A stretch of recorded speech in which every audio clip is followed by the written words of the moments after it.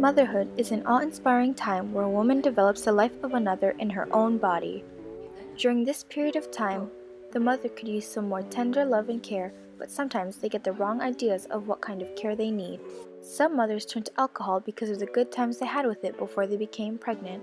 However, mixing a developing fetus and some alcohol is a combination that can lead to some serious problems. The fetus can develop fetal alcohol spectrum disorders, or FASDs. These include fetal alcohol syndrome, alcohol-related birth defects, alcohol-related neurodevelopmental disorders, and neurobehavioral disorder associated with prenatal alcohol exposure.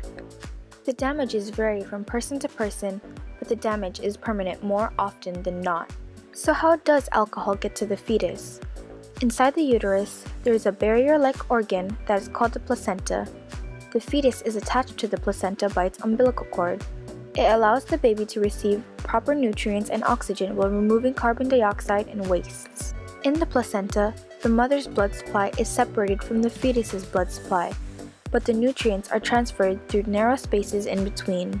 Because alcohol is polar and small in size, it can easily diffuse from the mother's blood to the fetus's blood. Once the alcohol enters the fetus, it can damage pretty much every part of the baby. Now let's talk about the actual disorders. The first one is fetal alcohol syndrome, or FAS for short. People born with FAS can have alcohol-related birth defects, or ARBD. Some of those defects are physical. Let's say this half of a face is normal. This half would be what a child with FAS would look like. They'd have a smaller head, shorter eyes, a thinner upper lip, and an upturned nose. The child can also have mental problems. They can have an IQ of under 70, but there are people who score in the average to low average range. The second disorder is alcohol-related neurodevelopmental disorder. The people who have this can experience deficits in arithmetic, attention, and social and emotional functions. The third one is alcohol-related neurobehavioral disorder.